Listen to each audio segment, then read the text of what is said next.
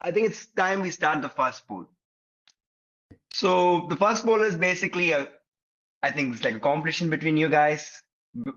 I would say if the visitors, the attendees want to have a beer with you after the webinar, who do you choose? Will it be Shiva? Will it be Gerda? Or will it be Iqbal? That's the question. I'm going to start a poll right now. Yeah. They don't have a lot of information to go on. I know. It's purely looks. Oh, okay. It's based on face value. Based on face value, guys. Our real looks or the AI generated poster looks? Because if they're going by the poster looks. Stranger Things looks was an experiment. It succeeded in some ways. It didn't.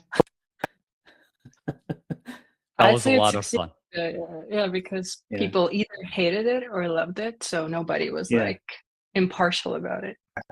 Well, that's what we want in experimentation. We want very big results. We don't want it to necessarily be so small that we can't detect it. So it's astute for the conversation we're about to have about failure, right? Nice. I like it. Getting all nerdy. You're trying to get that beer. I'm trying to skew the votes early. Okay, guys, for now, it's high time we start. So, welcome everyone.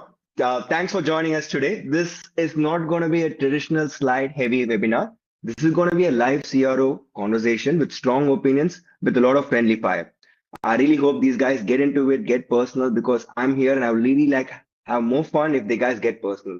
So yeah, I'll keep the formal intro short and let me introduce themselves in a fun way. Instead of a standard bio, I want each of you to explain what you do in one sentence. No jargons, no buzzwords. It's like explain your job badly in a sentence. We'll start with Shiva. That's easy. I test button colors. He came prepared. Yeah, he came prepared. What about you, Iqbal? You're missing a t-shirt, aren't you? I help people by drawing comics badly. I help teams, I guess, communicate ideas by drawing comics. That was two badly. sentences, Iqbal. Oh yeah, you can let's delete the first sentence. Already failing here. For all voters, you should make sure you take that into account. He doesn't follow instructions. So if you're going to the bar and you're asking for a beer, he might just get you like a white wine. So you referred to your t-shirt for the answer to your question. So I think that's... He came prepared. I'm sorry, but he came prepared. That's bonus points. The votes on this. That's bonus points, yeah. Brownie points for coming prepared. Yeah. Okay, Gerda, explain your job badly in a sentence. I would say that people pay me money to tell them what's wrong with their website. That's it. Straightforward. Accurate. Okay. Straightforward. Okay, guys, I think these guys have introduced themselves. We also have a poll running that actually says, who would you like to have a beer with? Just by face value. I'm not going to put my name because I know I'm going to win. I'm just like that. So just 3 of you guys. Looks like I'm in first place with 1 vote, so I'll take that. I'm running away with it. Can we call it? We should just call it right now, I think. I mean, let's give it some more time. Let's give Iqbal and Gerda an equal time for them to make their shine. You came prepared and you can't just take the point with just 1 point. Well, this is static to me. This is 100% lift over the version B and version C. So I would call sample size doesn't matter.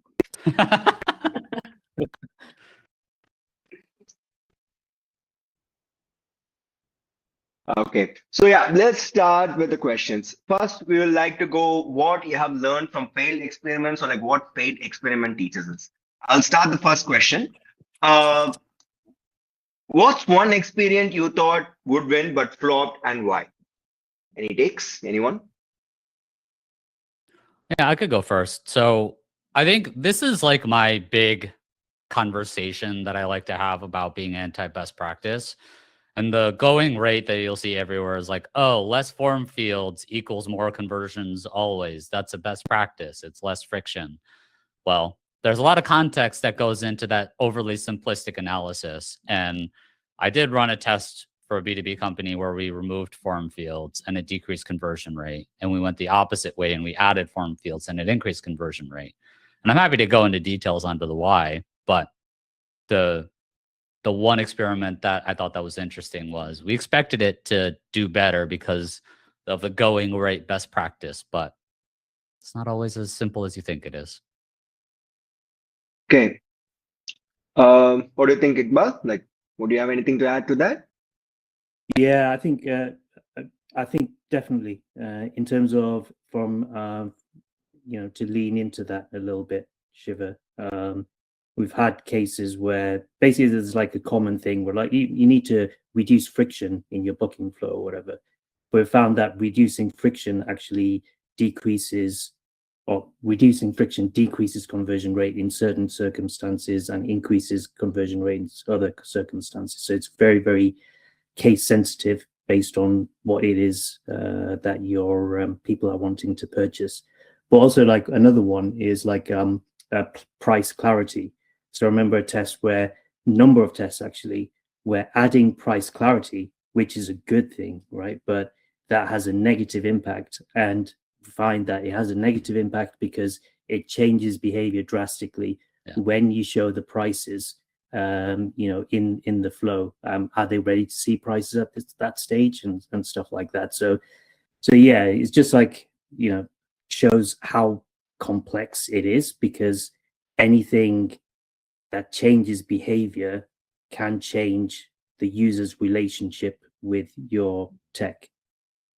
That's a fun one because you always assume prices. Like you read any LinkedIn post about pricing and they're like, everyone's always saying, I want to see pricing, show me pricing. But if you uncover pricing too early, sometimes it ends up being that people get pricing whiplash and they're like, oh, I can't afford this. This is absurdly expensive. And you didn't have a chance to sell them on the value. Instead, they're just like, oh, this is too much. I can't afford this. But they don't realize that it's the value of the package, the cost savings, the less headache. You haven't had a chance to sell them on that.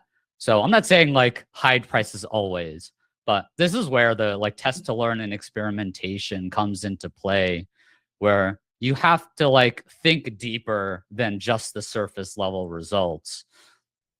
Yeah.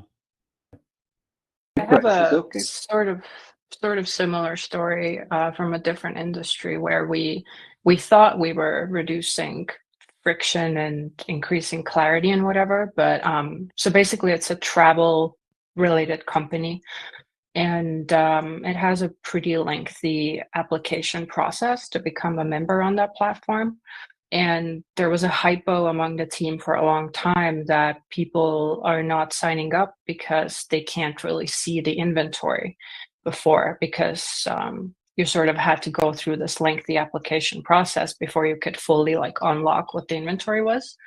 So we tested it like pushing the inventory like site wide, helping them browse it and whatever. And actually the test tanked in double digits. And yeah, we also realized that there just wasn't enough education around it. And they also couldn't find their way back from the browsing experience to the application flow. So yeah, it's kind of a mistake that way. Do you think there was some part of it where it's like the allure and the mystery of what might be behind the curtain increase the value of form fills versus once they got a peek behind the curtain, they're like, or they literally opened the curtain and they saw and they're like, oh, it's like the Family Guy mystery box where it's like, well, the boat can be a boat, but the box could be anything. It could be a boat, right? Like, it's like, well, the mystery sometimes helps intrigue people enough versus ungating it, giving total access to it. People are like, oh yeah, this is not worth my additional information, so I'm good, I'm out. Yeah, but I think it might be like a subconscious thing as well, because it's like you said, it's like when you ask people, what do you want? They say that, oh, I want clear pricing and I want to see the inventory, but like the actual behavior is different, right? So how do you guys suss that out? Yeah. How do you guys go deeper to actually figure out the why behind what they're saying? Because they say they want pricing in some cases, but what they really want is value. I see that so many times. How do you actually suss out what they mean when you're doing some of these qualitative research? That's a good question. That's a really good question. Only ask good questions. Like I said, you guys were going. I'm sorry. Only I get to ask really good questions. Okay, so yeah, well, like you guys said, I think everyone likes surprises, and yes, when the surprise is not there, when the mystery is not there, people think, okay, this is it. I think I'm done with this, and that's a good point. But like you said, you guys want to add on to what Shiva said in the end? How do you In find terms out? of How do you how do it? how do you find it out? Yeah, I think it's one of those things that only comes with experience. Like you sort of have to separate between what people say and what people do and not take everything at face value. And the more you do this type of research, the more you develop those skills on how to read between the lines. But yeah, And it's it's funny, super hard. Iqbal, I wanted to ask you this. I think there's something AI Yeah. related that you might be able to help dig into this, which is like, this is where synthetic users in AI is seen as a value piece of this, right?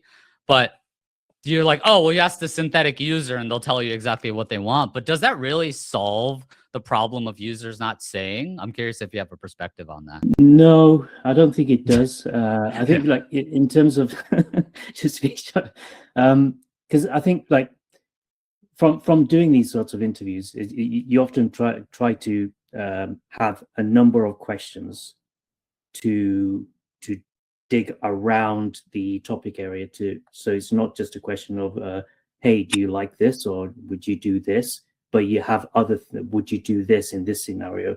But if you have some other supporting questions to just kind of like validate and get a little bit of a three-dimensional view, that helps. And then I think where AI can be useful and the sort of synthetic-ish users can be helpful is to determine what questions you might want to ask, and not necessarily take the questions it gives you, but just to indicate like, okay, what other things are related to this that could help kind of steelman their the user's response to check whether or not, hey, do we believe them to say that they will actually do this, or can we find out if they're gonna flake at the last second? That's something that, like, with AI found is it doesn't necessarily solve a lot of problems that you think it does. It might sell it as such, but I think what it does is it helps you figure out potential blind spots that I know there was a question that we might come up with, which is like, is experimentation, or is AI a co-pilot, or is it a driver? And I was talking to Iqbal about this separately, kind of adjacent to this. And I'm like, I don't think it's Just stopping you guys. Just stopping you. I'm really sorry for it. Let's go into the AI. When we go to the AI, let's talk about experimentation. Really sorry. all right. Just All time right. constraint and all that. All right, fair enough. So yeah, sorry about that. Can you We get take the AI, we get extended. No, don't take my point away. That's set away? in stone, dude. Leave it alone. AI will have a spotlight. Okay, guys, that's actually a good answer to the question. What's an experiment failed and got answers? But next, move on to the next question. When a test fails, what's the first thing you look at in the results? I was thinking about this a bit, and I think the most important thing is the why. So you would think it's like, well, what's the most important metric? Did it go up or down? And like, that's the easy one. And of course you should look at that, but don't be afraid to like go beyond that number. Because if let's say you're like, did we make more money? Yes or no?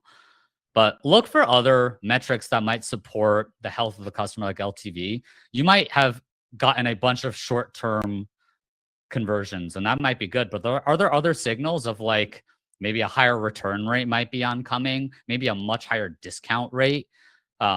Look for other ways to try and understand exactly what happened.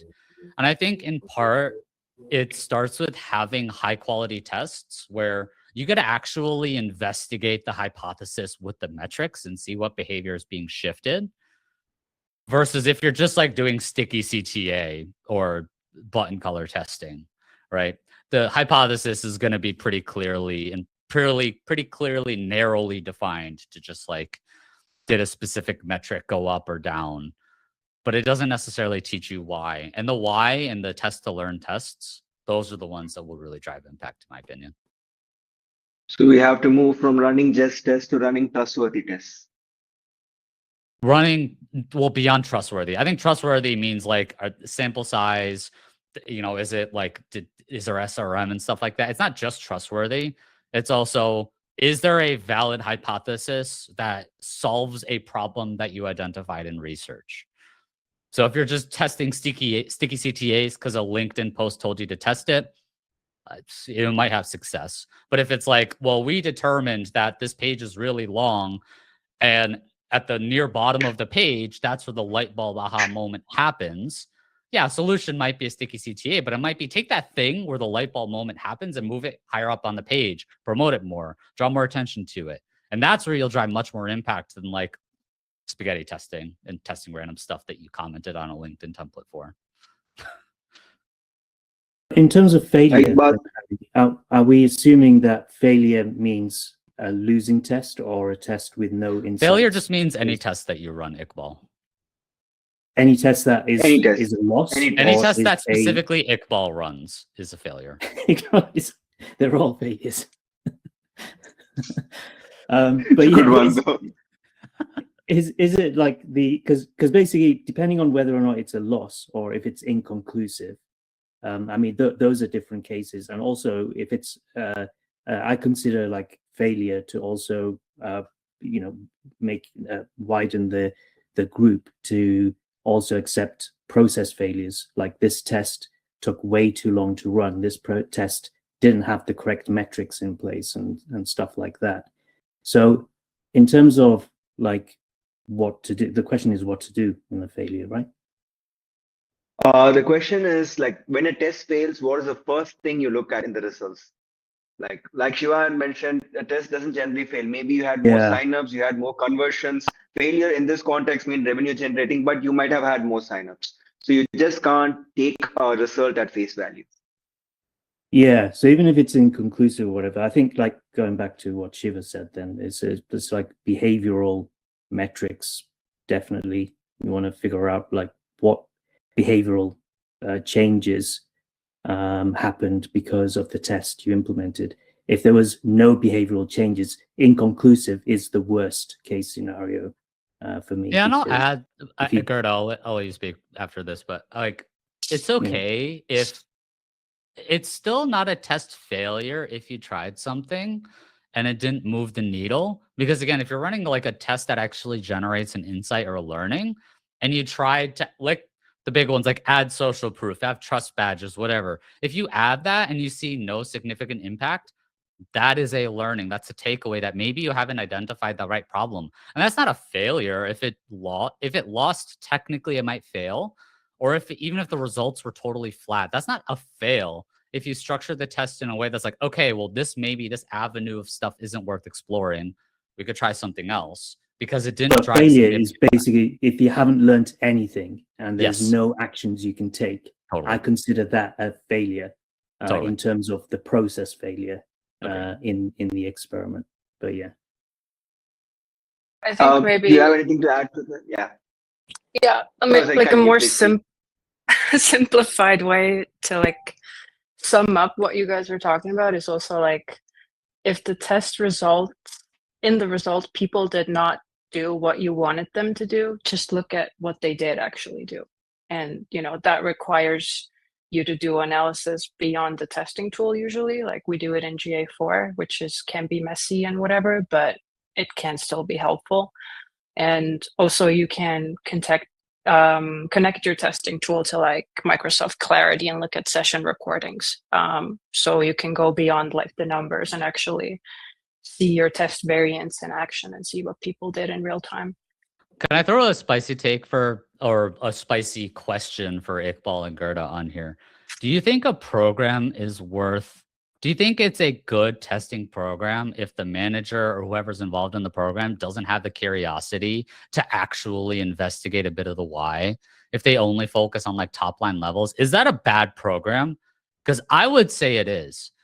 You don't necessarily have to only focus on behaviors and not shift the top line. But if you're only looking at top line numbers and you're not even remotely curious about why something's happening, I don't think this is the right career for you. But also, I don't think that's a good program. It could also just be like a maturity thing. Like it's just an immature program and they haven't really developed the skills yet to kind of like look beyond those top level metrics. And it Unless also you're being more depends on positive. priorities. Okay, Yeah, I'm it just depends on going to cut you priorities off as and I was well. going to I ask mean, I'm really sorry. I just want to ask a question based on what Shiva said. If a manager is not interested in the why part when a test fails, how do you find out if a test is worth rerunning? What makes you think I need to run this test again?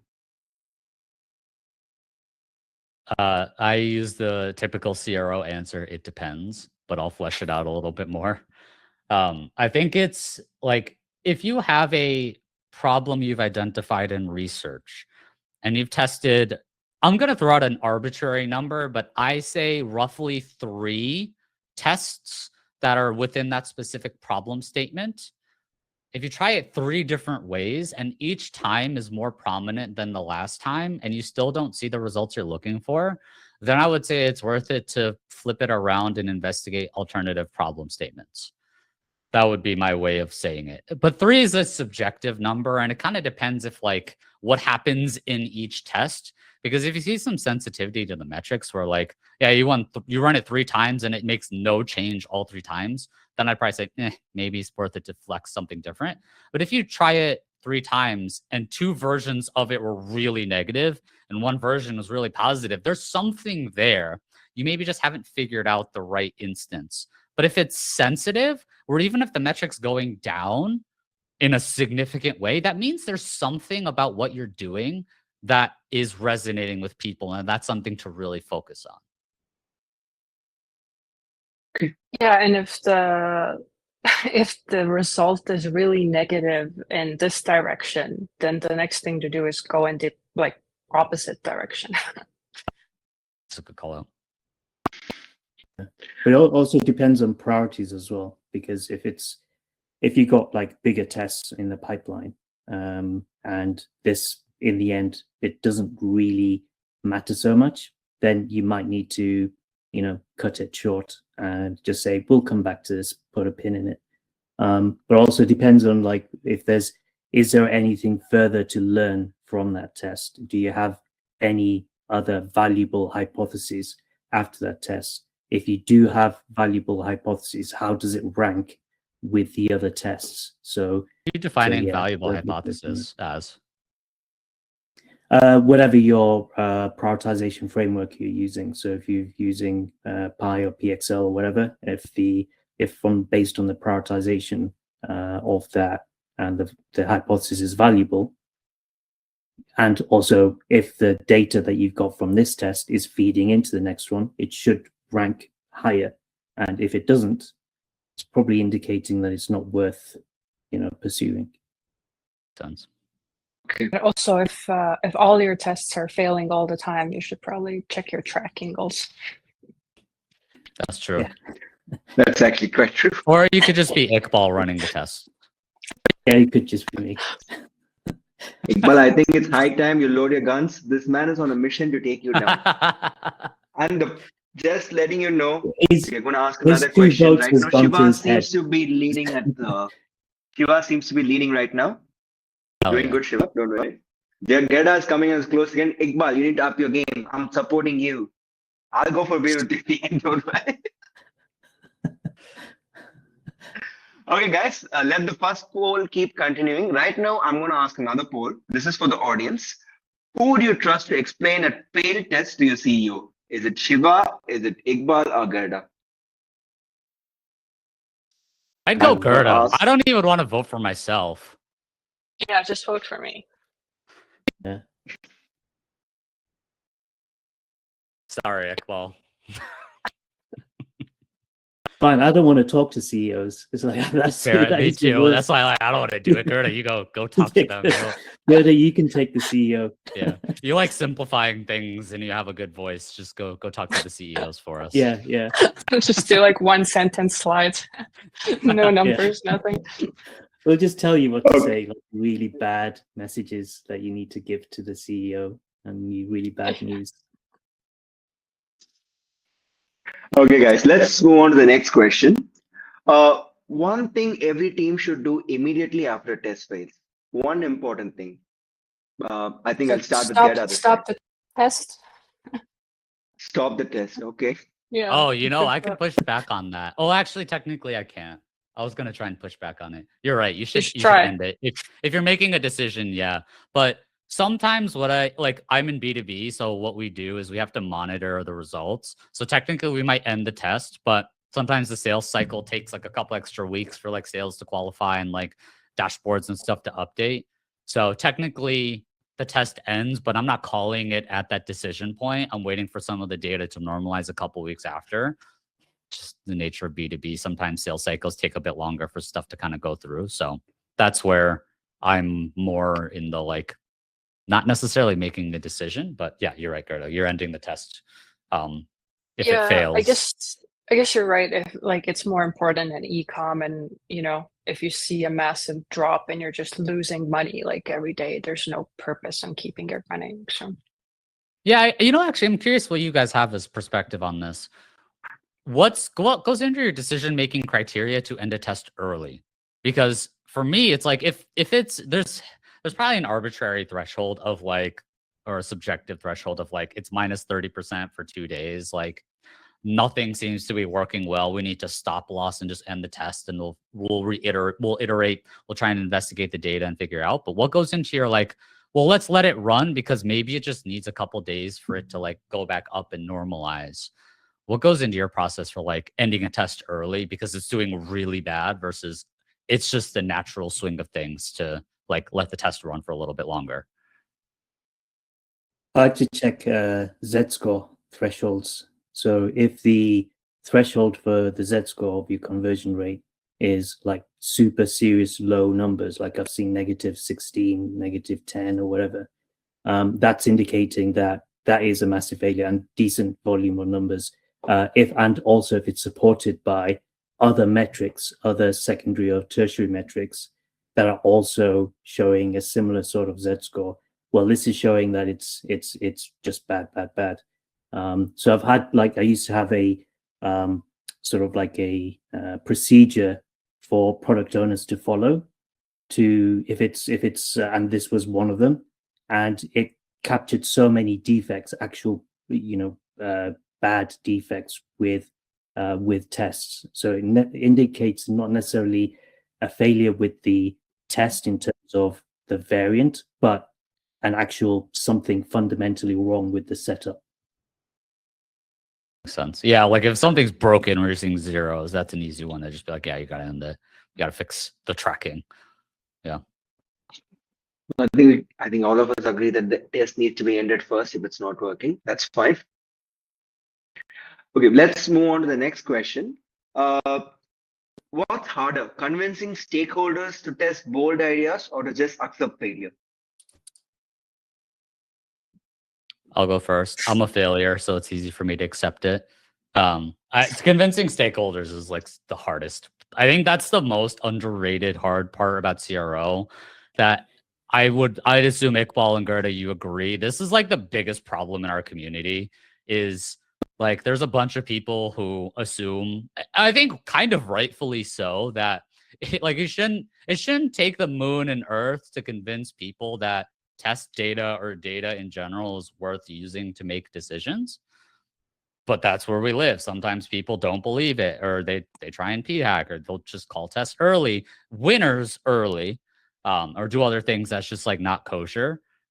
Convincing them that that's incorrect and that's not the way to do it is some of the hardest stuff to do, especially when there's a lot of people who, especially in like the C-suite, they're like their method of breaking into where they are in terms of their C-suite level or whatever super senior leadership position is almost just like trusting their gut with everything that they have to do and being very, I don't know the like personality type, but it's, let's just say, very confident. And I think that's a challenge. That's a challenge for CROs. That's a challenge for people who are in data to convince them the same things too. So I will take. Yeah. You sort of have to end up becoming a salesperson for your program. Even if you ran it for like years, it still is a part of the day-to-day to constantly like sell your program and the initiative to the people that are involved. To be clear, it shouldn't be that way, but that's just the way it is. And that does suck sometimes. Yeah. Yeah, because I find like to that point, I don't know about you guys, but I could never communicate with CFOs. Like CFOs, for some reason, conversations just fall flat, dead, nothing. It's a totally different mindset that they have. Yeah, it's such a different mindset that I don't know how to communicate. So if you're trying to communicate, getting them to accept. Are you saying it's like you say a point and they just dodge the point or something like that? Well, they're like such hardcore numbers people, and every single line item needs to be justified. But like, how much money did this specific test make us as an increment down to the pennies? And I'm like, plus 3%, plus or minus? Is that good enough? And they're like, absolutely not. Yeah, it's fun. And they'll spout these like BPS and stuff like that. These acronyms and stuff. Like you got no idea what they even mean, and you just but we got our own acronyms. We could throw LTV up in their face. We could throw CRO. We could throw, but I don't know what other acronyms we have. Infinite ROI. Like acronym for acronym. Yeah. This is a different question. What's your favorite failure to insight story that changed your entire roadmap? I think you should take this question first. I see you opening mouth, just like. Who are you saying? You cut out. Oh, you couldn't hear me. I thought Gerda was about to say something, so I just said you can say. I can go. So my background is I'm a small agency owner, but on the side, we are building a software product for A/B test analysis. So my story is from that project. So that product requires the user to have a BigQuery export and a connection to our tool. And we had assumed that that's like a pretty easy thing to do because in reality, it's like a couple of clicks. But we were very mistaken on that because we quickly realized that most people perceive the whole like BigQuery data warehouse thing, even just setting it up with a couple of clicks, it's like a very intimidating thing for people, especially if they haven't used the data warehouse before. So yeah, that ended up changing our roadmap completely because we're having to build in very specific error messages in like every step of the way with instructions, and also implement like a lot of different authentication methods because people approach it in very different ways. So yeah, that's my little story. Okay. Anyone else wants to share their experience? Piggyback on that a little bit. There's a similar-ish sort of story with when a previous client of mine and running tests just was so difficult getting insights, like behavioral insights. So that led to the decision to add more points of interaction to really completely shift the direction that we were heading. So like, okay, whatever we're running, we're not getting insights. We're not collecting. It's just single pages. We don't know what people are doing. Let's add more interaction points. And then that kind of changed the game a little bit to collect a little bit more data. Shiva, it's something that we were talking about earlier with like that sort of behavioral intent sort of model. Intent measurable. It's always funny with that kind of information. I don't necessarily fault like small businesses or people who are maybe lower in maturity for experimentation, that they're like, I don't even know where to start. Like, you don't have the tracking or the implementation or the tools or the know-how to just like understand what to test, where to test, how to collect data, even how to hypothesize. It like, the more data you collect, the much easier it becomes. I always think of it like Squid Games, where, do you remember that one game in Squid Games where it was like, it was a two by whatever panel, and the first person would go, they'd step on the wrong one, they'd fall, but then you know what the right panel is, and then you keep on going. And it's like, this is why test to learn is what I preach all the time. Test failures are so valuable because it helps you figure out what like isn't working, so you could Squid Games your way to like victory and finding the things that do work. That's something that I used at Edible Arrangements, where basically we used data to look at how many people were clicking low to high. It's a shocker to no one that Edible Arrangements tend to be a little bit more on the pricier side of things. The behavior was a lot of people were clicking low to high on the filters, trying to find cheap products. The problem was people are looking for cheaper products, not $150 arrangements, $50 arrangements. So I won't get into the super details, but basically we created an experience that targeted people who were more interested in like an edible arrangement, but not the $150 one, the $50 to $75 range one. And that was one where that was such a red pill moment for me in experimentation, because not only did that test kill it, you would think in theory it would decrease RPV, but it actually increased RPV because people would be like, okay, well, it's an extra $20 to get the upgrade. Fuck it, I'll buy the upgraded one. And then they did that. And then that became a business strategy that like storefronts would be printing like some of the things that we were testing in like storefronts. And it started from a test, but it became a bigger business strategy. And this is where I'm going to say this 50 times. So like experimentation is going to thrive when it's at the core of the business. If you're testing button colors, if you're just testing sticky CTAs, you might have some success. But experimentation should be sitting in or next to product and helping support their goals. Should link with the business, should be like a nucleus with connecting everyone. Yeah. What was in the arrangements though? What was in the arrangement? It was, I mean, at the time, I think it was around Valentine's Day, which is timely. It was a lot of like chocolate covered strawberries. Nice. Yeah. That was your remit. That was chocolate covered strawberries only. Don't ever go beyond chocolate covered strawberries. You'd actually be surprised at how pricey some of those can be. I love edible arrangements. They're very good. They can be pricey, but this is not the edible arrangements glazing. I was thinking, I was mishearing you, but you were actually saying edible arrangements, because that what were you hearing? I was hearing it, and I was thinking, no, he can't have said edible arrangements, because that's just. I don't know what that is. Dumb. What the heck? Those are just two words he just put together. Iqbal, You're missing out. Is the rock you live under very comfortable, or? It is very comfortable. It's got a nice bit of moss. It's got a nice bit of moss on there. Thanks for asking. Okay, guys. Moving on. Just a fun question. Like, current session is all about failed experiments. A failed test is valuable when, fill in the blanks. A failed test is valuable when you can eventually turn it into a winning test. Okay. By learning. Yeah. Unless it was just as long as it has a CTA color. Or it's an Iqbal test, then it's never valuable. It's just a loss. It's just lost. It's just I think learning. Learning, yeah, okay. Yeah. Shiva, you seems to be happy. You seem to be leading at the beer poll right now. Oh, hell yeah.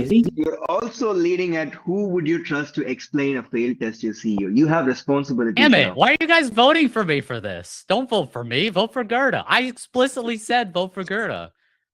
That I think shows that nobody has any sort of respect for you, Shiva. Understandable. I get it. Yeah. They want me to do the stupid job of explaining to CEOs. Fine. Your entire identity will now be constructed based on these polls after this meeting. That's great. This is who I am now. You have to go in, speak to the CFO with your beer, with your 2 bottles of beer, and try and have that conversation. Yeah. Nice. Okay. We have talked about learning from failure. The real question is, does AI help us learn faster or just make us feel smarter? What do you think? There was an interesting post that I should have saved it, but they were saying like AI is actually the latest studies are showing it's actually adding more time than it is removing time. So yeah, I believe that. Wasn't there also a study, Gerda? I think you were on my podcast when we talked about this. There was another study where like AI is making you dumber. Like, is that true, or like it's reducing critical thinking in people? It is. I feel like I've seen it thrown around on social media. Yeah. I've looked into it if it's what the actual study was, but I believe it's true. I don't know. This is not an anti-AI study. Like, I don't know. Is a calculator making me dumber?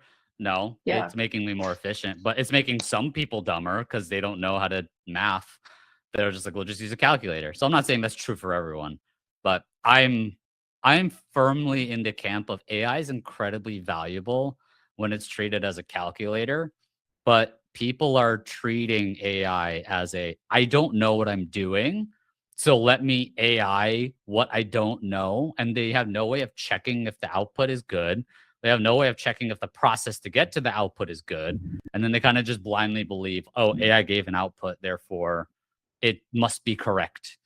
It's something that Nielsen Norman talked about, which is like Google gullibility, where people have this like confidence that because they Googled something and they came to an answer from Googling it, there was this increased trust in the information. We all know how much nonsense is on the internet you could find through Google. So it doesn't mean just because you Googled something doesn't make you an expert. A lot of anti-vaxxers would be really mad about that if they could hear that. But yeah.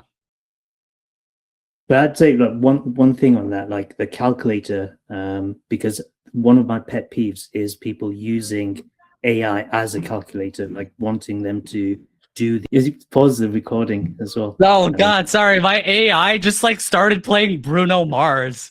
I don't know why it started playing Bruno Mars. My bad. Your what? My AI? like my smart speaker was just like now playing Bruno Mars. I'm like, I don't want that. Dude, you got a smart speaker. You're on mute. All right, sorry. I didn't mean to throw this all into a tizzy. I was like hearing sounds. I was like, what the fuck is happening right now? The moment the attention wasn't on you, I did not plan this. I think the AI read your mind. He wanted you to listen to the song. I think it's the first thing you have to do after this webinar, Shiva. It was Beautiful Girls by... I don't want to finish the sentence because it's going to try and play it again. I have no idea how that came. I don't know what in my words came off. This is why AI is fucking stupid. What of what I said was like, hey, play that song by that artist. Nothing. Literally nothing of what I said should be translated to that. I was low-key expecting another song to be played when you just said, hey, play that song. But okay. Yeah. Song. Okay. Moving on. Let's just have another poll question. And this one is for the audience. We would like to know you enough of getting to know all of us. Where are you currently in your AI journey? It's going on. Let's get it started. And before that, we'll just move on to the second section. We'll slowly transition from failed experiments in AI. And before that, I think let's take a couple of Q&As. I think we have received a couple of things. Okay. How do you distinguish between a bad hypothesis and a bad execution? I think for me, the bad hypothesis is just always what's the data backing into it. There's like a bunch of hypothesis frameworks. I think Craig Sullivan has a really good one. I think Aaron Weigel has a really great one too. I don't remember exactly where they are, but it's like if then, which is the typical hypothesis, but the because part people often miss. So it's like if we add a sticky CTA to our product pages, then conversion rate will increase. It's like the basic, everyone's just like, we'll just do that. But it's like, because why do we believe a sticky CTA will increase it? And if it's just like, because I commented on a LinkedIn post and got a free test idea toolkit, that's not a good hypothesis. Versus at the middle of the page, that's when the aha moment happens and the conversion action is not obvious. And we know this based in the research and the scroll depth and the heat map. And like, if you have that because, and you could flesh out that because, you have a really strong hypothesis always. I think that's how. But assuming that the hypothesis is written correctly, to be controversial here, I don't think there is a bad hypothesis. It's bad prioritization. Like, why did that test get prioritized above the other tests? Why was that hypothesis prioritized above the other hypothesis? So it's bad prioritization. And then in terms of execution, it's kind of like, well, how closely did it match to the hypothesis. So there's that linkage there. So one of the things I often see is like the execution has no relationship to the hypothesis whatsoever. So that is a bad execution problem.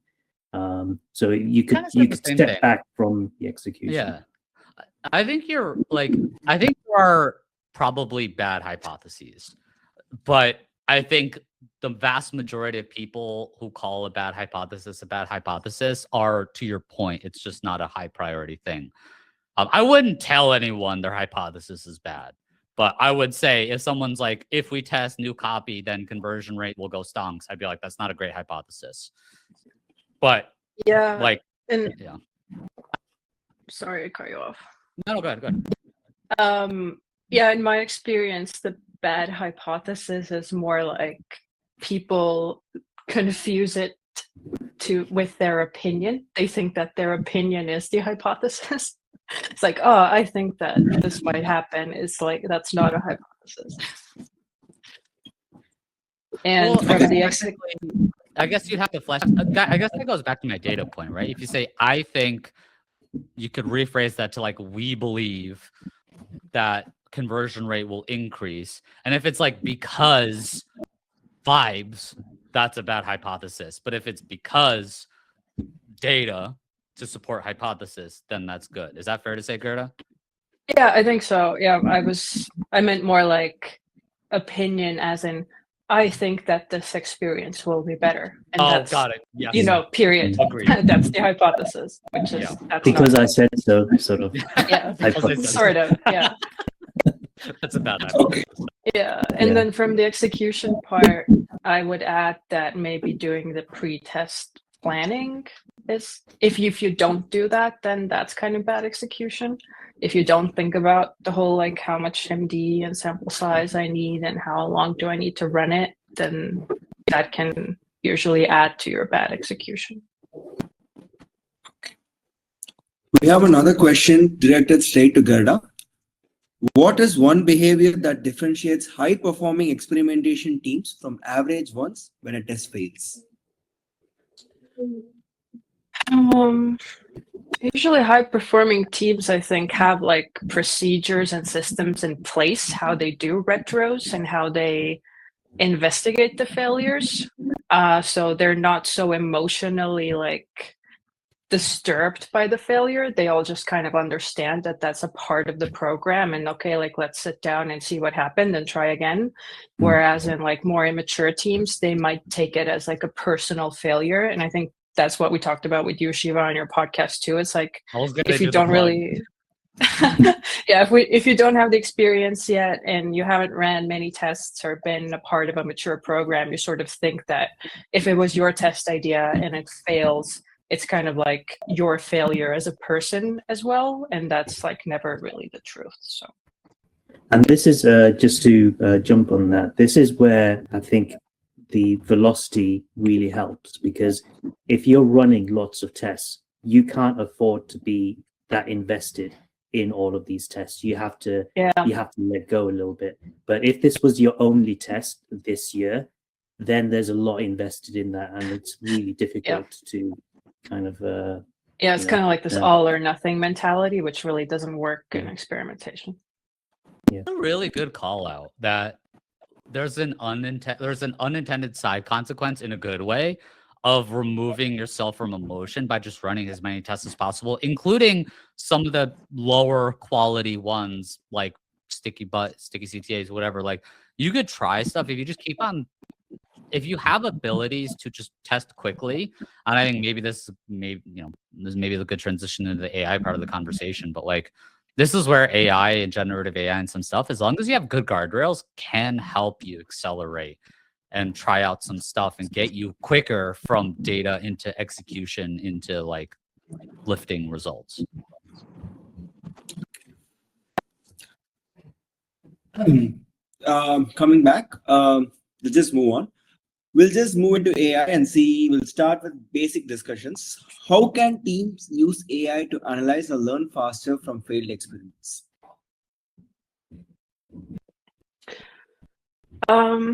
I can start on this. I have a lot of thoughts. Please do, So in my experience, this is not the best use case for AI because the whole point of CRO experimentation research is to get closer to the customer. And then when we talk about the analysis part with AI, it's like you are placing another layer between yourself and the customer. So it's kind of like pushing you away from that goal. It's like you're not getting closer to the customer. And yeah, it's like the value from the analysis comes from you actually doing it and thinking about it and putting yourself in the customer's shoes. I'm generally aligned with you, Gerda. The one example that I've been thinking more on and I've kind of see some value in is a good testing program or a good analysis, in my opinion, really slices and dices based on segments. Desktop versus mobile, geo, logged in versus not logged in user, prospect versus not prospect. Like the ability to really hone in on specific segments and identify trends within segments helps you not just with experimentation, but if you want to go down the route of personalization or other things, but it does help you identify behavior. And it could help you with hypotheses with, like, if you're an e-com store and you see a specific test does better with returning users rather than new users. That's an insight. That's something you can take away. I'm flirting with the idea that AI running a bunch of segment level analyses to help you surface trends, that maybe it's 50 segments it could quickly comb through and surface, like, these are the top 5 ones that saw kind of big results. Here you go. Kind of intern level work, but I'm more flirting with the idea that I could see value in that. What do you think about that? Just adding to that question, have you seen AI surface insights or discrepancies you might have missed manually? No. AI insights that we might have missed manually. Have you seen AI surface insights or discrepancies that you have normally might have missed just by looking at it on your own? AI pointing out insights for you. Have you felt that? No. I think going off what Shiva was saying, I think the value that I see that AI can do is not necessarily like, there's different ways of using AI. You can use AI, like you can say, hey, analyze this for me. And I think that's the entirely wrong way to approach it. But where it can help is to help write the SQL queries to do various segmentation, write something that probably would have taken you a long time to do like loads of segments and stuff.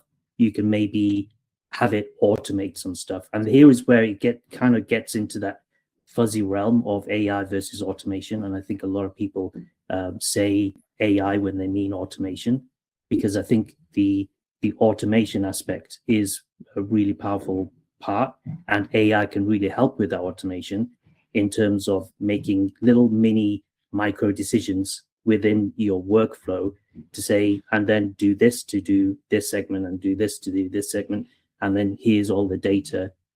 So yeah, that's how I see it. Yeah, that's fair, Iqbal. I think I probably conflated AI with automation. Automating charts pulled on segments, that's automation. That's not necessarily AI. I guess the only AI part might be a level of understanding lift and the value of some charts versus others. And it's also deciding which segments to pull. And there's a little bit of like dumb decision making, which is easy to do, but it's added friction when you're doing analysis. And then that's where AI can really excel. It's like making small little dumb decisions so that you don't need to make those decisions. And if it makes a wrong one, well, you can see it very clearly that it's pulled out wrong segments or whatever. I'll take a bit of a firmer stance on this. Like I think if AI is better at like analyzing tests than you are, like I don't think you were a particularly strong experimentation person, to be totally candid, because I think there's a lot of stuff that is required to be part of a CRO analyst, and or manager or whatever, like running a program, analyzing results. It requires like like Liam Neeson, it requires like a certain set of skills that you have to have. And I've used multiple different versions of AI related tools across big name brands that I'm not going to name. And man, every one of the ideas they've recommended, based even within our own data that I fed it, is like, you should test the sticky CTA. I'm not bullshitting. It's like, you should test the sticky CTA. You should add a third CTA in the hero. You should make the button bigger. And I'm like, none of this is like averaged towards the mean. And none of this is problem focused. And like, where is this information coming from, right? Like the blog articles that get the most clicks that were written 10 years ago and by people that, maybe are not in the weeds anymore or never were, right? So it's like, what can you expect from that output? I think we got an answer from Shiva when he was so excited to answer. Do you see AI as a co-pilot or a driver? I think we all think it's a co-pilot. I don't think it's a co-pilot. I think it's an intern. It's the dumbest intern you can find. Yeah. It's got demoted. Yeah. You shouldn't elevate it beyond that. I agree. I think this is where I was going into it. I think people sometimes give it too much trust and confidence. This is an analogy I keep on using. I wonder how Iqbal and Gerda, if you feel like the same about this. If I were to give an intern work, if I were getting an intern work and they would just fail a bunch of times or just not follow directions a bunch of times, would I keep that intern? Probably not, or I'd probably give them less work.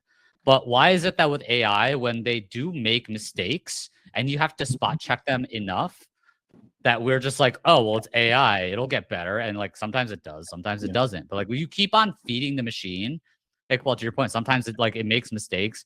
I don't remember where you talked about this. Maybe it was in a talk you gave, Iqbal, but you're like, there's a potential for some of the like hallucinations to hallucinate on top of each other, creating an exponential growth of hallucination. And it's like, we're relying on it so much and we're putting so much blind trust in its end results that like we're losing critical thinking, we're losing some of the original skills. And instead of using it as a co-pilot, where I think it could be, people are treating it as a co-pilot without teaching it to be a co-pilot, if that makes sense. So here's a sorry, go ahead. No, go. You go. Yeah, I was just trying to say, like, continuing on the intern metaphor or whatever. It's like, imagine you also have this dumb intern and you know for a fact that the stuff that they tell you is only based on trying to predict what you expect or what the next most likely answer is. Like, how much would you trust that intern then, right? Yeah. We don't want to talk to those people in real life. Why do we use AI to do that? And when it's kind of like engagement farming, when the AI is just engagement farming you and just trying to make you want to use it more. The other, like the test that I think everybody can do that gives them the best indication of how AI actually works is if you and this is from Gary Marcus, who's like the godfather of AI realism. So he kind of said, well, if you type in he likes yellow, he works as A, and then get it to complete it, the AI will, and it works, will give you taxi driver, school bus driver, construction worker, just anything to do with profession and yellow. And that is, in a nutshell, like it really sums up how AI works. It's basically taking your prompt, matching it, and then fashioning a statement from what you've said. So it's nothing more than pattern matching using the word. So it's word pattern matching. That's not to say that it's not powerful, because there's plenty of good sort of uses for it, but hallucination is the way that it works. It's not like one of those defects with AI. It's how the technology fundamentally operates. So all of these kind of things, well, hallucination is going to get better. No, it's actually getting worse. And it's something like Shiva mentioned, where basically now we've got these large reasoning models. And there's another Gary Marcus post he just posted yesterday, actually, saying that this reasoning is actually getting worse and worse and worse. So yeah, I think just like getting back to basics and just understanding how it works, you can figure out what's the best way to utilize it, and then you realize that it's not your pilot or driver. You wouldn't want it. You wouldn't want it to do either of those things. To me, it's even funny that we apply words like hallucinating and reasoning to this technology, which are so inherently like human words. It's because we can't even conceive of it as like its own thing yet. So to me, it's like, even are those words even like reasonable to apply to this LLM thing? But like, it's the best we have at the moment until we invent better language around it, right? Yeah, and the whole reasoning thing is a marketing. It's purely a marketing term because there's no reasoning behind it. It's all it's doing is basically running a few more prompts in the background. That's not reasoning. It's just additional prompting. It's additional hallucinating. Okay, so let's moving on. What is one thing that you think AI can automate? What's one workflow AI can automate that saves you time? So one thing I've been using AI for is to try and help pull systems together for me. So I have like an Airtable database, I have Google Sheets, I have other like BI related stuff. So it's like there's some intern level work where it's just like stuff that's very manual that I don't want to do, copy and pasting, find stuff. It's not brain on analyst type work. It's more just like go to this place, do this thing, pull this for me. Or I could use prompts, or I could use like Glean and some other agents like that to help like do work that I don't necessarily want to do. I super love the value of that, and I think that's great because it does genuinely save me time, and it's stuff that like anyone can do.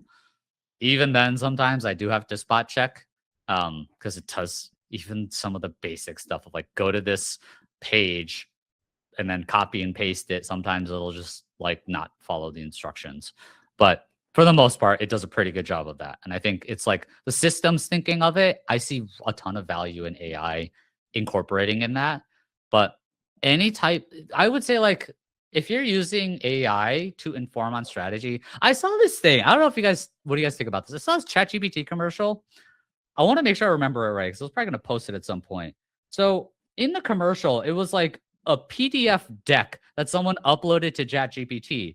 And then someone like in the ChatGPT commercial, they're like, based on this concept, help us make a 6-month roadmap for our startup. And I was like, if you're using ChatGPT to create a 6-month roadmap for your company, you should not have a company.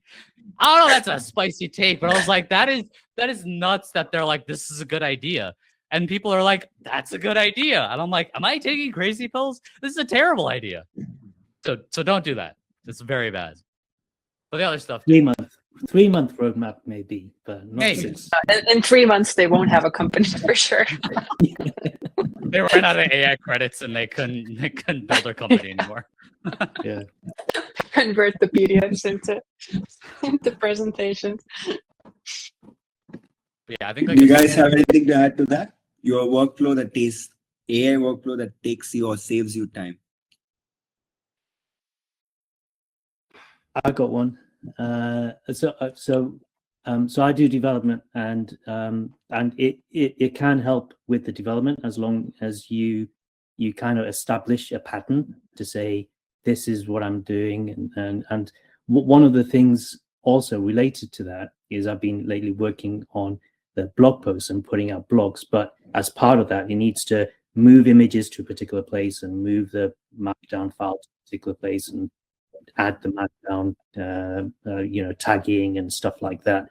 So as long as you've established a pattern of this is what I'm doing for all of the blog posts and stuff, it does a really good job of just kind of saying, well, and then I'll put the images in there, create a folder, and do this, do that. So going back to the point where like it's pattern matching, it does dumb, sort of makes dumb decisions, can do that level of, like really dumb decisions, but it can reduce friction, and that sometimes is just enough to help kind of get you through the day and working. But yeah, that's something that it's helped with.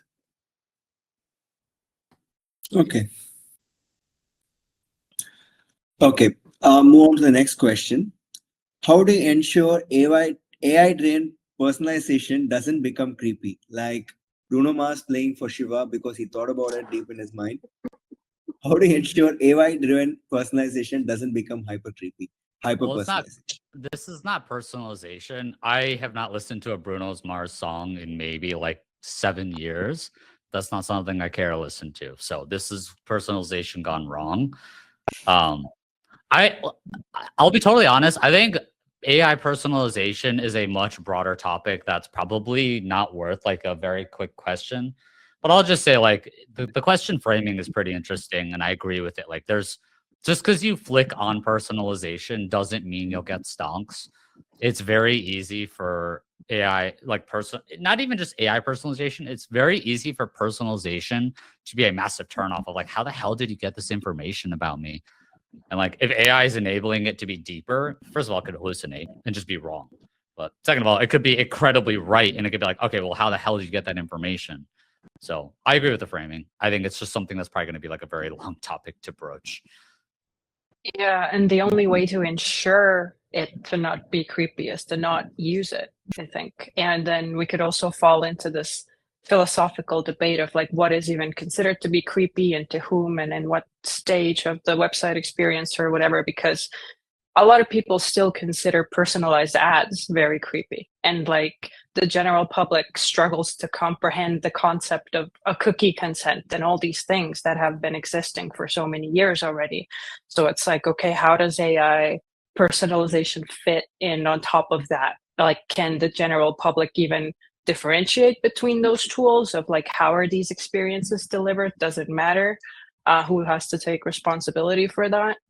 And then also, it's not like something that I'm using every day, so I'm definitely not an expert on this, but I would imagine that if you do have to use it for whatever reason, a bad idea would be to just let it rogue on your website or product and do whatever it wants.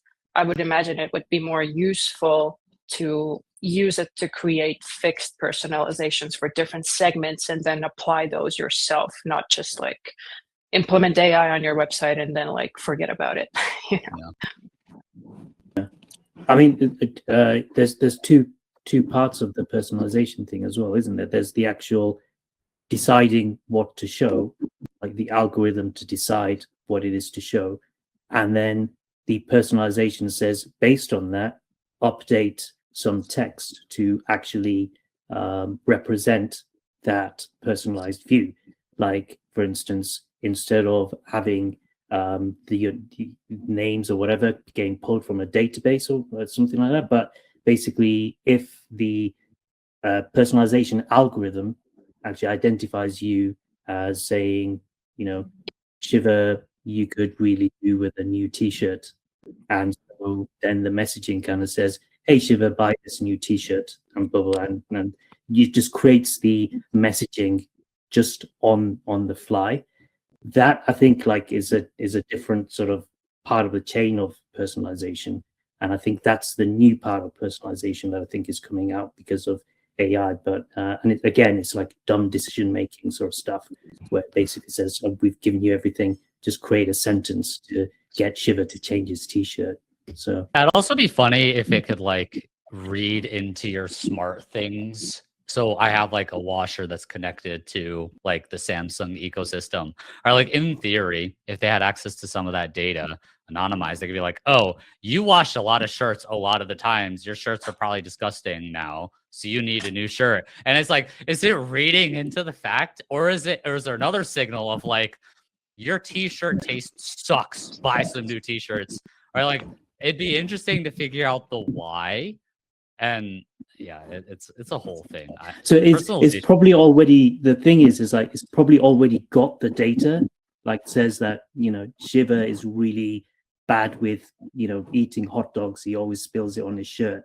I am, by the way. Data. And then the only new thing is now you've got exposure of, you know, hey, shit, it knows that about me, sort of thing. But but yeah, I think like the personalization thing is just, it's just gone from, there's some companies that do have it, like if there's certain size, they've got a lot of data, and they've got data science sort of bros to create their algorithms and machine learning. And now it seems to be filtering down to, to be much more widely adopted, but it's not machine learning. It's basically just general information at a lot of the time, and not really bespoke information to do with that interaction on that site. If you see what I mean, it's not good quality information. It's more generalized sort of information from the internet. Yeah. Okay, guys. Moving on to the next question. If AI had to design a test for you tomorrow, what would you not trust with it? AI had to run a test for you tomorrow, what would you not trust it with? I mean, it might be easier to just Everything. go like, well, trust with it. Everything. Yeah. Everything. Not trusted with anything. I mean, like, trust, maybe the wording of the question I'll be picky about, to say like, trust means I wouldn't spot check it, because you would just believe that it would do what it does exactly the way it was. I wouldn't trust it for, honestly, I wouldn't trust it for anything. No. I would spot check it always, because I haven't been burned yet, but I have not seen a single tool build something exactly the way that it needs to be built without any kind of issue. Could be small issues, which in the grand scheme of things, maybe that's okay. Maybe it's okay to move a little bit fast and break things. But the fact that it always has to be human in the loop. And I wouldn't trust it. Just like I wouldn't trust AI to be a co-pilot or a driver, I wouldn't trust it to just go start to finish, do the thing without any amount of human oversight. Yeah, I had the same answer, that trust in AI should not go in the same sentence. It's like the whole point of using these tools is that you have to use extreme discernment about the output, no matter what you do with it. So, okay. Based on that, I'm going to start another poll question. Whose perspective among the three resonated most so far? Just adding that question. And coming back to the previous question, where are you in your current AI journey? I love AI. I use AI. I want to know how to get the most out of it. While you guys are saying you won't trust an intern, most of the attendees are like, I love it. I want to know how to get the most out of it. So to be clear, I think we all use AI. I don't want to say we're not skeptic power users. Yeah. Like that's a perfectly logical thing. So in the same way that, like, whenever I run a test, even if it overwhelmingly wins, I'm still going to find reasons to see how it might have lost. And I'm going to quadruple check every single reason why it might lose, so I can have the utmost confidence that what I'm doing is working and doing what I want it to do. And the same with AI. I still use AI for stuff. Like, sometimes if podcast episodes, I'll just run it through like ChatGPT or some type of AI model just to like help with information research. I use it when my dog was limping and I was like, is there any other reason why he might be limping? I don't know, like I'll use it for stuff personally and professionally. But it's also okay to, in my opinion, have skepticism and be like, okay, well, I'm going to take the result. But the most important thing for me is I can discern, for the most part, when it is correct or not. And if I can't discern if it's not correct, I'm not going to trust it 100%. Like I can feel like I have a cold and I could go into WebMD or ChatGPT, whatever, now AI model, and be like, I feel like I have a cold, but I'm still going to go see a doctor, right? I'm not just going to trust AI to tell me if I have a cold. So that's like, you still got to go to the expert. You still got to do the thing. Maybe soon, but for now, you still got. Yeah, and I would just add that for me, it's never, because again, my perspective is like, and I agree with all the programming and whatever, how it's super useful for that. But like, my perspective is not that. I've never been a programmer, never will be.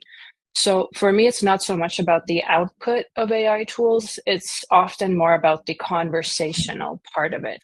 And that really helps me refine my own thinking, because there's also something about how the human brain is able to hold ideas way longer through conversation with others. And sometimes you just like don't have somebody around you immediately to like brain dump on and like have a conversation with. So these LLM tools, like the chat tools, can be super useful for that. And I'm never going to take what it spits out as like the whole truth, as like you guys said as well. But through going through that process of conversation, I can refine my own thinking and often come to better conclusions. Is your expert, and you know, Yeah, right? And to jump off from that as well, like AI as a thinking partner is basically, I think, how a majority of people are using it, and what the push is happening is let's do it for stuff that we put into production, which I think is a very different conversation, because if you are using as a thinking partner, you can autocorrect as you go. Like you can decide, oh yeah, this isn't going, I don't like this response, I'm going to go with this, and you use it as a jumping off point to use your brain and to come up with more ideas. Say, oh, I didn't think of that, that reminds me of some other ideas and stuff like that. Whereas when you put it into production, that human in the loop isn't there, and we're saying now the human in the loop doesn't need to be there, and that leads to problems because there's no guardrails at that point, and how much validation that you might do, and sometimes you could do some like really strict validations to make sure that the output is accurate, whatever that means. But you know, it's not a good idea to put something like that into production, which basically is like and it's borne out with the stats and the studies, where there's a Carnegie Mellon study where they basically tested all agents, and they found they had a 30% success rate of completing tasks. And that's fine if you're actually using it, because you can kind of go, you can correct it, and with your human intervention, you can get it to 70, 80%, but leave that alone unattended. 30% success rate is not good. So yeah. Let's go back to the intern conversation, right? If an intern was like right 30% of the time, like would that be a person you'd work with often? No. Why aren't we holding humans to that or AI to that standard? And it doesn't have to be that high. It doesn't have to be 100% or 90%, but it can't be that low. It has to be better than that. Okay. What is one undated way teams can use AI in CRO today, and what is the smartest way you have used so far? We kind of over that. I'd say like the process, for me at least, the process is just like linking systems together using AI and using prompts to be able to do it and QAing it, but that's like been the best way for me to do it. Yeah, no, for me personally, as I said, I don't code, but I work with a lot of developers. So I've seen that they use like the Claude Chrome extension, which is able to look at a website in real time. So it's super helpful for developing A/B tests and like front-end experiences, because you don't have to copy paste so much and figure out the source code. It just like looks at it and is able to help you generate a new version. Yeah, and for me, MCP, like that technology, is really, really powerful. So the MCP technology is basically like you've got these APIs, but APIs, I've always had problems using APIs because you have to read the documentation, figure out, okay, I want to get a list of all of my experiments. So therefore, this is how I fashion the JSON string to go and fetch those experiments. But with an MCP, what it does is once you've got it connected, you can just ask in the chat, hey, get me a list of my experiments.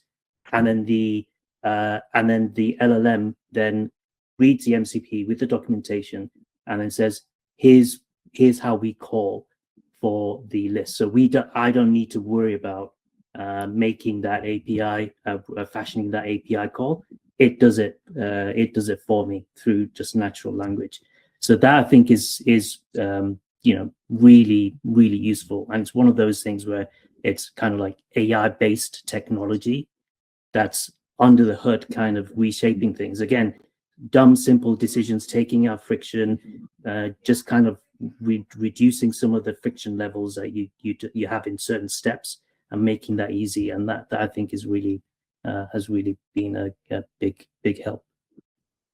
I have a dumb question. What does MCP stand for? You were just talking about abbreviations.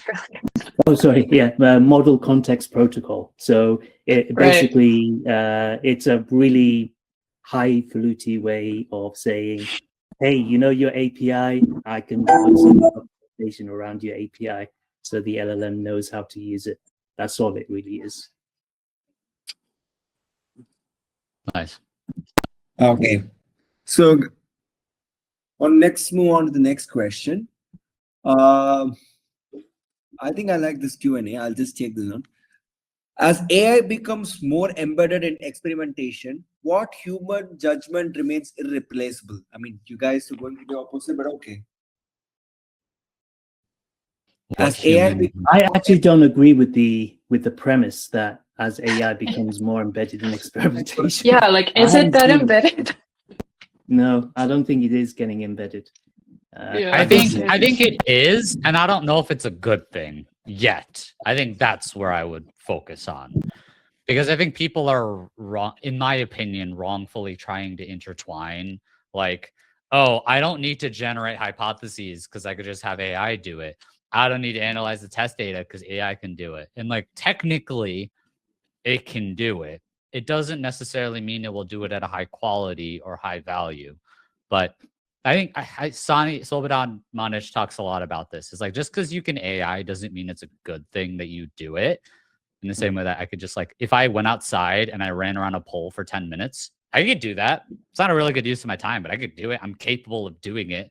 And I could probably do a really good job at doing that. But is that a worthwhile thing? Maybe, maybe not. And I think that's where sometimes AI is being sold, because we're still in a hype cycle, but it's being sold into experimentation. It's like, no need to make any more test ideas, just AI it. And it's like, yeah, but if you don't know what's good or bad, you might see output and be like, okay, well, there's 200 test ideas. Like, why? There's got to be good stuff in here.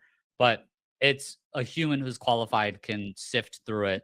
And then, I don't know, like, the value of AI generating 200 hypotheses is just like, if you are in tune with the data enough, it's not going to take you long. It'll take you a very short amount of time to come with ideas. So that's why I'm like, I don't see a ton of value in it yet. Maybe we'll get there, but I don't see it yet. And it sort of happens with every kind of new technology. The same with automation. Like, I see so many people post like, oh, I automated this workflow and here's this document showing all these things that I automated. But it's like, is it necessary? Like, did it actually save time? Kind of going back to the stuff we talked about earlier, where it's like, it might actually like add way more time to your workflows instead of doing it manually. Like don't skip the ideation phase where you actually sit down and think through, like, yeah, like, we can do this, but should we, right? Well, it's like same thing like LinkedIn posts too. It's like, oh, you could just put into ChatGPT, write me 20 LinkedIn posts. But people on LinkedIn know when it's AI, and they're like, yeah, I don't care about this content because it's just the average of 20 other people's nonsense posts. So it's like, here's a question for you guys. So basically, if we're talking about like AI integrated into experimentation process, if we take the full end-to-end of an experiment, you research data, you come up with an idea, then you code it, and then you code it, and then you deliver it, and then you report on it. So based on that entire life cycle, where would you want to put the human in the loop? Is there anything that you would say, I don't need the human in the loop for that part of it or whatever? Because I can't see any part of all of it. Exactly. I can't see any point in, like, when you're doing the research, a human needs to validate, okay, this is the research. Is this really the research that we're going to go with? Is this how we're going to prioritize? Why are we prioritizing this? Just want to make sure that we're prioritizing the right thing. Idea, is it really the right idea? Is it, do we really want to go in that direction? Blah, blah, blah, all this kind of stuff. Development, I don't see any part of that can be automated. Like, in between that, yes, like as we discussed with, taking out the friction of the steps. But the human needs to be at those points. So where I play devil's advocate to this. I see opportunities for AI to help in certain instances. So for example, I know that there's some tools that are very gung-ho about pushing like AI and like, you know, like using AI to help generate code for experiments. And that might be a mechanism to help you accelerate experimentation. The human's still massively important to that. And I think the engineering human is the most important part of that. But if it's like, if the AI can get you 90% of it quicker, then I do see opportunity there. My fear is that with the technology come out, people will assume, oh, it can do it, so I don't need an engineer. It's like, no, if it makes the engineer's life easier and I trust the engineer to tell me that this is making his or her life easier, then I would love to incorporate that type of technology. Same thing with designers. I do see some value in like using AI to like take my really dog shit pencil scribbles on like a napkin and be like, give me a better mock-up of this. I see value in that to say, here's the thing, designer, help me make this better. I visualize something, take it and make it better. But I think that's where I'm keep on coming to this point. There's still an expert human involved in every step of the way. There's an expert CRO analyst. There's an expert CRO program manager, expert designer, expert engineer. Like, you can't just take out the human and the expertise in validation for the checks, to Iqbal's point, I guess. That's how I would like think about AI in these processes. But also, like, don't be afraid to be skeptical of like what a lot of times these tools are doing, in my opinion, is they're just way massively overselling it. And it's on you to like, the tool's not going to be at fault if you use some AI generated code to like run a test and it totally messes up your database. The experimentation tool isn't going to fix it, right? Like, you have to fix it. So that's where I'd like be careful. Yeah, and also look at where this messaging is like originating from. Like, if it's the tool maker who's making money off of it, it's doesn't have to deal with the consequences. Yeah, then be very careful. Versus if it's the people internally, like your experts who are like advocating for it, then maybe you should listen to them. I'm open to that. Yeah. Okay. That feels like a pretty nuanced take on AI, right? We didn't just dog on AI the whole time. I think there's like there's what it's good at, and then there's like hype, and I think there's people dotted around all over the place. But basically, I think we need to downsize our expectations and get into the. We don't want to be so down below, right? Like, we're not saying don't. We're just saying. We don't say don't. We're not saying a little bit, just a little. Just bring it down a little bit. Yeah. Teeny little bit. Yeah. I think that's fair. Okay, guys. We are coming towards the end of this session, and I really want to ask you guys a couple of questions. And before we do that, I'm also going to rerun the first poll again to see if anyone has changed their stance on who do they want to have a beer with after the session. Because the first time, I'm sorry, Shiva, it's a draw between you and Iqbal. Iqbal came out of nowhere. I'll just win it in the end. That's cool. Is it one each now? One person each. And that's like you who has to explain to the CEO why the experimentation test failed. You won that poll though. So it's your responsibility. That's not the poll I wanted to win, unfortunately. I see it's all equal now. Like, did it change or what? Oh my God, it's all equal now. Guys, it's all your responsibility. Nice. It's all 2 votes now. Shiva, Iqbal, Gerda, who would you trust to explain a failed test? Let's all go together. Right, well, we have 7 attendees, so there should be a tiebreaker here. We're all equal. I'm starting the poll. I would really like it if all the attendees voted on this, because we really need a winner. Who would you grab a beer after this session? And while you guys vote, I'm going to give you guys 30 seconds to summarize your CRO philosophy in one line. And your one non-negotiable rule when running experiments. 2 questions, that's all. I'll start with Shiva. Yeah, I'll go first. The easiest one for me, I preach about this so many times, I should probably just have a tattoo of it, but test to learn, not test to win. It's the easiest philosophy to like say. In practice, it's very hard to do. test as much as you can into learnings and try and understand your users as much as possible. That'll always give you the best possible chance at success in the long term. That's also true with just like product stuff too. It's not unique to experimentation, but it's good for experimentation. And then what was the other question? Your one non-negotiable rule while running experiments. Be skeptical of results. Like good or bad, always be skeptical and always. By the way, this is something that Vashist at Spiro was spearheading. This is like some AI coolness. It'd be interesting. He's like creating an AI debate panel of like analyzing tests to debate whether a test won or a test lost, and like having the two AI kind of debate to help you come up with a decision. I thought that was a cool as fuck way to like think about experimentation and AI.